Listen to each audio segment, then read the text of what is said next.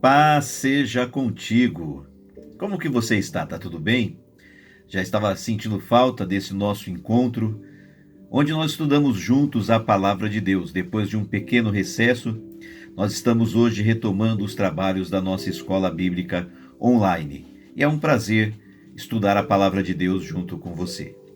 Nós vamos continuar o estudo da nossa revista Discipulando, portando uma nova identidade. E hoje nós vamos estudar a lição de número 11. Você que tem a revista, a lição de número 11, cujo tema é: não julgue o próximo para que não sejas julgado. Quero só lembrar você que, se você ainda não se inscreveu, se inscreva no canal, ativa o sininho para você receber as notificações todas as vezes que eu postar um vídeo novo. Também deixa lá o seu joinha, dá o seu like. E também é importante que você faça um comentário a respeito da aula. E quero pedir a você também que você ajude a divulgar o nosso canal. Envie esta aula e outros vídeos que nós temos para os seus familiares, para os seus amigos. Indique o nosso canal e ajude o nosso canal a crescer, ok? Vamos orar então e começar a nossa aula de hoje. Pai querido e poderoso, te agradecemos por este pequeno tempo de recesso e pela oportunidade de hoje podermos voltar ao estudo da Tua Palavra através da Escola Bíblica Online. Que o Senhor possa fazer deste Teu servo um instrumento usado nas Tuas mãos e que, através do Espírito Santo, o Senhor venha ensinar a todos nós a vivermos segundo a Tua vontade, o Teu propósito e o Teu querer. Fala conosco em nome de Jesus. Amém. Vamos lá então. Se você tem a revista, eu estou na página 53, lição 11, não julgue o próximo para que não sejas julgado. O texto da nossa aula de hoje é Mateus capítulo 7, do versículo 1 ao 6, lembrando que nós estamos estudando o Sermão da Montanha. Mateus capítulo 7, do 1 ao 6, diz assim: não julgueis para que não sejais julgados, porque com o juízo com que julgardes, sereis julgados, e com a medida com que tiverdes medido, vos hão de medir a vós. E por que reparas tu no arqueiro que está no olho do teu irmão, e não vês a trave que está no teu olho? Ou como dirás a teu irmão: deixa-me tirar o arqueiro do teu olho, estando uma trave no teu? Hipócrita, tira primeiro a trave do teu olho, e então cuidarás em tirar o arqueiro do olho do teu irmão. Não deis aos cães as coisas santas, nem deiteis aos porcos as vossas pérolas, para que não as pisem e, voltando-se, vos despedacem. E um versículo para a nossa meditação, ele está no Evangelho de Lucas, capítulo 17, versículo 3, que diz assim: olhai por vós mesmos, e se teu irmão pecar contra ti, repreende-o, e se ele se arrepender, perdoa-lhe. Vamos lá então, iniciando a leitura aqui da explicação. Você que tem a revista, página 54, comentário e introdução. Na lição de hoje, veremos o ensino de Jesus a respeito da forma como devemos nos conduzir diante das falhas das outras pessoas. Sua crítica recai sobre a questão do juízo, e o alvo original desse trecho do seu sermão parece ser, mais uma vez, os escribas e fariseus, que eram conhecidos pela forma arrogante como tratavam as outras pessoas que eles entendiam que não eram dignas. Logo, Jesus não está aqui condenando todo tipo de julgamento, como pode parecer à primeira vista. Para os mais desatentos sempre parece isso, mas apenas o julgamento falso, o julgamento arrogante. Vejamos a seguir as principais lições que aprendemos sobre os outros e também sobre nós mesmos, a partir dessa importante parte do ensino de Jesus. É importante destacar isso. Nós vivemos hoje uma época na sociedade em que não se pode falar nada, não se pode chamar a atenção de ninguém, não se pode corrigir. E o interessante é que as pessoas que gostam de lacrar dizendo que ninguém tem o direito de chamar a atenção de ninguém, e inclusive esse conceito foi trazido para dentro da igreja, mas as mesmas pessoas que dizem isso são as que mais corrigem, são as que mais chamam a atenção e são as que mais gostam de lacrar. É importante você entender no início desta aula que, ainda que esse texto dê a impressão de que Jesus está dizendo que ninguém pode corrigir ninguém, essa é uma sensação errada, é uma interpretação e entendimento errado. Tanto que você vai perceber no decorrer da aula que Jesus diz assim, ó, primeiro você tira a trave do teu olho para depois tirar o arqueiro do olho do teu irmão. Mas não está dizendo não tire o arqueiro do olho do teu irmão. A crítica está pelo fato de que, principalmente os escribas e fariseus, eles eram muito firmes, rígidos em corrigir os outros, mas em nenhum momento se preocupavam em corrigir os próprios erros e as próprias falhas. Então a exortação de Jesus, entenda isso, a exortação de Jesus não era pelo fato de chamar a atenção dos outros que estavam debaixo da liderança espiritual, não. A correção de Jesus estava no fato de que eles chamavam a atenção dos outros, com muita veemência, por sinal, mas não se preocupavam em corrigir os próprios erros.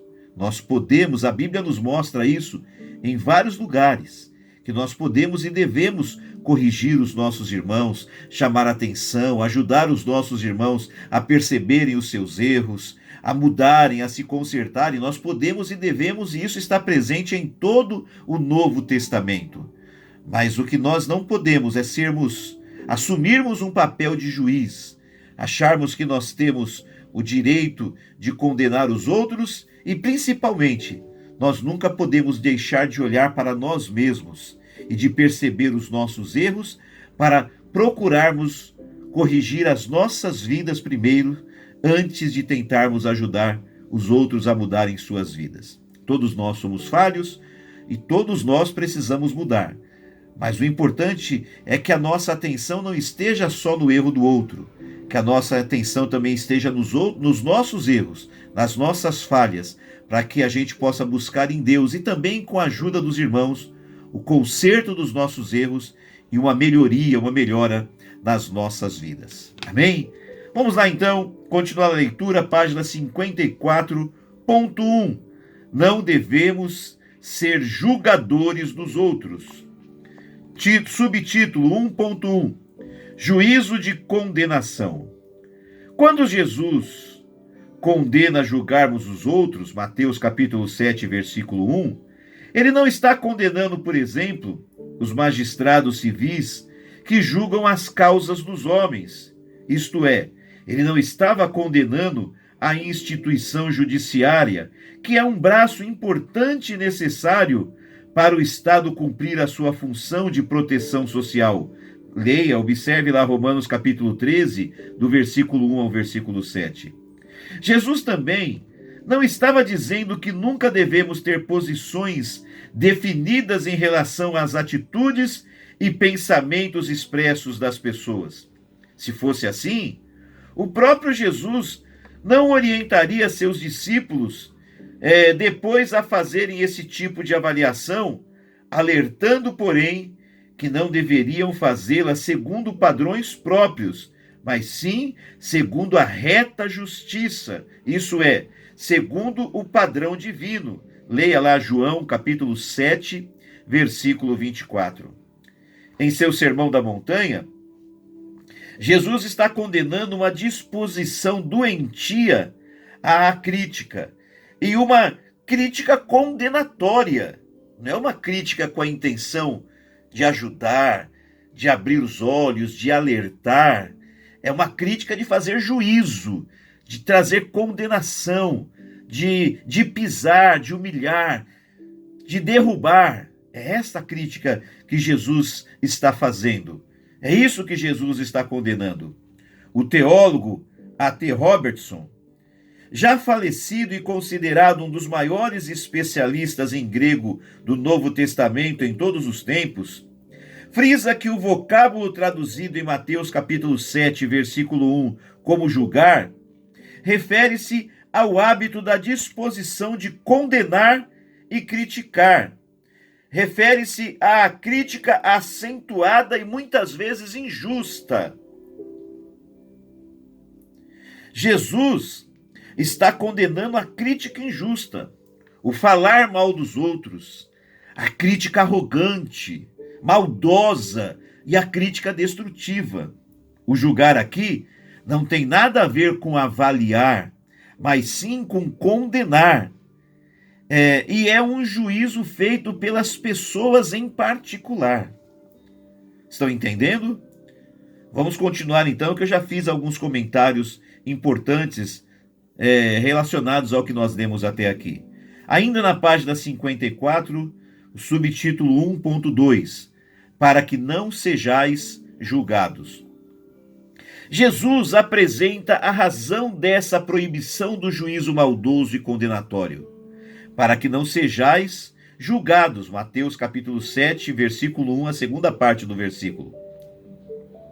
O que Cristo está dizendo aqui é que aqueles que se mostram mais rigorosos e juízes dos outros serão naturalmente os que mais estarão sujeitos à censura de terceiros. Quem muito exige, será muito exigido pelos outros. Se os misericordiosos alcançarão misericórdia, a gente aprendeu isso em Mateus 5,7, os não misericordiosos também não receberão misericórdia quando cometerem alguma falha. O próprio Deus estabelece que devemos aprender a perdoar. Devemos aprender a perdoar os outros, se queremos receber o perdão de Deus. Jesus nos ensinou a orar nessa perspectiva. Veja lá Mateus capítulo 6, versículo 12. Ok? Tem algumas pessoas que elas são muito rígidas. Entenda uma coisa. Quando eu estou aqui ministrando e mostrando para você que a gente não pode ser rígido, não estou com isso dizendo que a gente tem que aceitar coisas erradas, que a gente tem que aceitar o pecado, que a gente tem que achar o erro comum, normal. Não é isso que eu estou dizendo. Mas tem pessoas que são duras com os outros, que são rígidas com os outros quando erram, como se eles mesmos não errassem. E tem alguns que querem passar, inclusive, essa ideia, essa imagem. Eles são tão rígidos com os outros e querem passar a imagem de que eles não erram, de que eles não falham, que absolutamente não é verdade. Aquela pessoa que você conhece, que parece que não falha, que não erra, que nunca peca, que parece ser uma pessoa perfeita, ela não é. Ela também erra, ela também falha, ela também peca. Você pode não ficar sabendo, você pode não ver, mas ela também erra, falha e peca como qualquer outra pessoa. E quando a pessoa ela é rígida, não sabe ser misericordioso com os outros que erraram, não sabe ser benevolente com aqueles que erraram, não é capaz de perdoar, de estender as mãos, de ajudar o caído a se levantar e a se erguer, quando a pessoa é assim, o dia que ela precisar de misericórdia, ela não vai ter, tanto da parte dos homens, como diante de Deus. Porque essa pessoa vai ser medida com a mesma medida que ela mede os outros. Como que eu posso, sendo uma pessoa falha e cheia de defeitos, me vestir de uma roupa, de uma capa de perfeição e ser duro com os outros e achar que isso não vai trazer nenhuma consequência para mim diante das pessoas e muito menos diante de Deus? Então, a mesma medida que eu medir as pessoas, eu vou ser medido pelas outras pessoas e vou ser medido por Deus. Pode até ser que essa pessoa consiga passar a vida toda aqui nessa terra fazendo as pessoas acreditarem que ela é perfeita, que ela não falha, que ela não erra. Mas o dia que for prestar conta diante de Deus, nós somos um livro aberto. Deus sabe toda a verdade a respeito de nós. Deus está predisposto a nos perdoar. Mas a Bíblia ensina que a medida com que eu medir os outros, eu vou ser medido por Deus. Da forma que eu perdoar, eu serei perdoado. E da mesma maneira que eu não perdoar, eu não serei perdoado. É assim que ensina, e nós já aprendemos aqui no Sermão da Montanha isso. Então é desta maneira que o Senhor está dizendo. Não há nada de errado em nós chamarmos atenção, corrigirmos. Por exemplo, eu como pastor, quando eu corrijo um membro da igreja, uma ovelha que Deus deu para mim cuidar, não estou sendo juiz. Eu estou exercendo o meu papel de pastor, de pai, de cuidar, de zelar pela vida das pessoas, de mostrar para elas o caminho certo, de corrigi-las para que não permaneçam num caminho errado. Mas eu tenho que fazer isso sempre com amor, mesmo quando eu preciso ser duro. Eu preciso fazer isso com amor e sendo misericordioso, porque eu também preciso do amor e da misericórdia das pessoas e principalmente do amor e da misericórdia do nosso Deus. Para a gente concluir a nossa aula de hoje, 1.3, com a medida com que tiverdes medido, vos hão de medir a vós. Esse é o princípio da proporcionalidade. A mesma medida que usamos para medir os nossos irmãos será usada para nos medir. O propósito de Jesus, ao alertar os seus discípulos para isso, é conscientizá-los de que eles devem evitar serem rigorosos no relacionamento com os seus irmãos. Precisamos reconhecer que todos nós somos falhos e dependentes da graça e da misericórdia divina. Ninguém é superior ao outro, mas todos somos pecadores, agraciados pela misericórdia divina. Isso não significa dizer que devemos relevar o pecado como se ele não fosse nada demais, nem que um cristão que cometeu um pecado que escandalizou seus irmãos não é passível de disciplina da igreja, mas que mesmo na disciplina devemos agir com amor e não com arrogância, com misericórdia e não com o intuito de esmagar aquele ou aquela que já está sofrendo as consequências dos seus próprios pecados. Amém? Então assim nós terminamos a primeira parte dessa nossa lição de hoje, a lição de número 11, e na próxima aula nós vamos concluir tratando os seguintes temas. Devemos primeiro olhar para nós mesmos, e outro tema, se fôssemos julgados pela severidade de Deus. Eu espero você na nossa próxima aula da Escola Bíblica Online. Um grande abraço, Deus te abençoe.